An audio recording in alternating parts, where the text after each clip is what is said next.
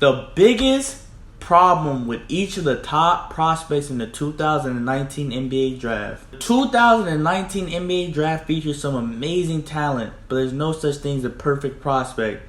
So in today's video, we'll be looking at the biggest problems from each of the top prospects for the upcoming draft. So let's get to it. D-B-A-B-I-E-S, I'm the real hood, already. Bitches tatted on my neck, I laced it up in my Nike shoes and ran. Another check, got monkey willies and it's tip, and it's taking off your knee. Shots in the middle, might hit a foot. Talking real crazy, he caught a dip. Not your big booty bitch, you thought it wasn't real. It's tail like cannon, I caught it at Phelps. But make a move, don't give me no love. Superstar steady, got hoes in the vet. Zion Williamson. What's even left to say about Zion? His rise as the top prospect in his class was so swift, he has maintained that spot in these rankings from preseason until now, and there's little question he will have earned the right to go first on draft night. The biggest problem Zion brings with him is, can he improve his shooting? Can he improve his ball handling? And if not, will it stop him from becoming a star? Those are the only questions and concerns we're thinking about when assessing his NBA fit and future. Off the dribble, he relies on getting all the way to the rim, having missed 6 of his 8 pull-up shots that he attempted this season, but at least on the positive side, he made 14 3-pointers, occasionally showing range and confidence that suggests a jumper could eventually be a shot in his bag. Ja Morant. From my perspective, and the perspective of others, he's a clear-cut number 2 prospect behind Zion Williamson. There's no ins and buts. The Memphis Grizzlies they're going to draft him. But as remarkably natural and instinctive playmaker he is, Morant fundamentally won't have to change his play style to succeed in the league. But he will only need to fine-tune and expand his skills. Morant's jumper is under the microscope. For a second-year guard expected to go top 5, his mechanics and his percentages aren't really convincing. He explodes to the basket and attempts 8.3 free throws per game, but Morant leans heavily on that athleticism for finishing attempts at the rim. He's missing all reliable pull-ups, and his floater game lacks, which will make it challenging to score against these 7-foot big men in the league, and with players who actually play great defense than the average defense he was playing while playing with Murray State. Especially since his 3-ball is not a major weapon. RJ Barrett. RJ Barrett, being one of the best players in this year's draft, lacks half-court efficiency.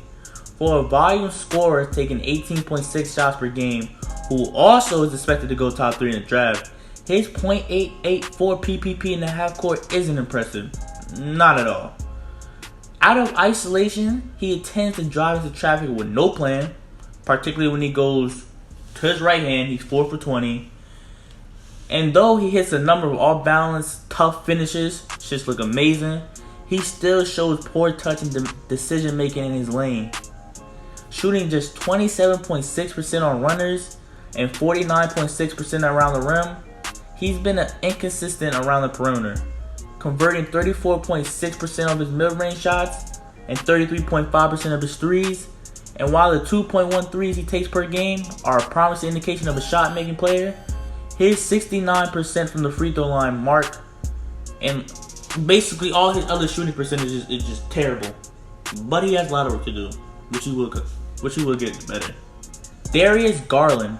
Most around the league agree that Darius Garland's draft stock actually benefited from missing nearly the entire season with an injury, shifting the emphasis to his natural talent and limiting teams' opportunities to dissect his game. Darius's assist to turnover ratio and floor game leadership is his biggest problem, with a 3.7 assist rate ratio to a 4.3 turnovers per 40 minutes.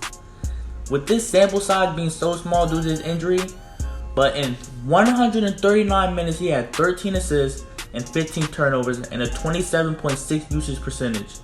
This total does not scream point guard or passer in the league. It does not. Justified being a point guard taken in the lottery, Garland will need to improve his floor game, specifically the ability to use his dribble to set up his teammates and create shots for himself. For a lead ball handler, his development as a decision maker will be critical toward his chances of maximizing his potential. Jarrett Culver. With Jarrett, there's an intuitive yet unflashy quality to his game on both sides of the ball, which is extremely appealing. And his size and developing handle profile nicely as an off-guard and second playmaker is second to none.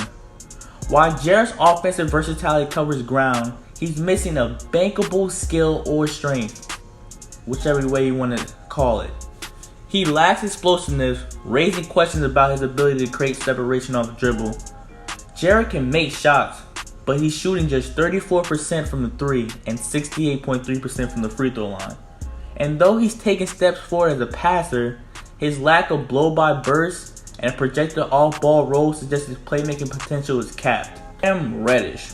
Only so much benefit of the doubt can be afforded with Reddish at this point. Over the course of a season in which he more often than not looked somewhat ordinary, while Reddish has looked more confident around the perimeter, where he has extra space to release, he struggles in tight windows. He hits 22 more 3-pointers than 2s. Reddish has limited feel for scoring and traffic around the key, converting just one runner all season and ranking in the 33rd percentile of finishing around the basket. Though a lack of explosiveness and strength should all absorb blame from his problems around the rim, the scouting report on Reddish will be obvious. Close out hard and run him off the line, particularly since he just shot 16.7% on all his guarded shots, and he's only made 13 of 38 pull-ups. Jackson Hayes. Although it's probably important not to get too carried away with Hayes, his physical profile, advanced defense ability, and long-term upside have him kept on the course to be the first center selected in June. Though ultra-efficient playing to his strengths, they're mostly limited to just run jump plays, only alleys and back screens and stuff like that. He hasn't logged one possession of a spot-up jump shot or isolation play. He hasn't made one jumper this year, and at 220 pounds with 12 field goals out of the past through 26 games, NBA teams won't waste possessions feeding Hayes back-to-back entries.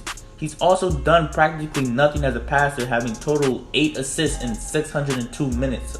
Kobe White. White's combination size, athleticism, and the potential as a pull-up scorer oozes upside. He continues to evolve as a decision maker and probably won't be ready for a full-time point guard duty. His consistency on both ends of the floor will have to improve. But as a 19-year-old boasting what could be elite, a dynamic shot-making skills, there's a lot to like about him as an option in the lottery. It would take some projection to justify him high in this draft, but in terms of natural ability, he certainly belongs in this group. Look at what Jamal Murray has developed in Denver. It's easy to understand White's long-term appeal. I really have nothing bad to say about him. Just that he needs to get his decision making better, fix that jump shot a little bit more. He's going to be one of the best point guards in this draft. Kevin Porter Jr. There is so much I have to say about him. There is a wide variance of opinions around the NBA as to where exactly drafting Porter becomes worth the risk. But his rare gifts as an athlete and creative scorer are hard to find. Because of his smaller game sample and potential underutilization, it's difficult to tell if his ability to create for others is missing, or just not what he was asked to do in college. No matter how you slice it though, he had more turnovers and assists, which is definitely not a great look. Shot creation as a concept includes shots you create for yourself and shots you create for your teammates. And KPJ only has one of those down. Also, he didn't get to the line as much as you expect of a guy with his skill. He only shot 47 free throw attempts in 21 games. Compare that to my guy KZ, who shot 173 free throws in 29 games. Or even a guy like Keldon Johnson, who is just not like Porter. Nowhere near, but who got to the free throw line for 155 times in 37 games. Bol, the 7-foot giant, lanky, slender man. Bol's season-ending foot injury has made him into more of a wild card in the draft, if you would say.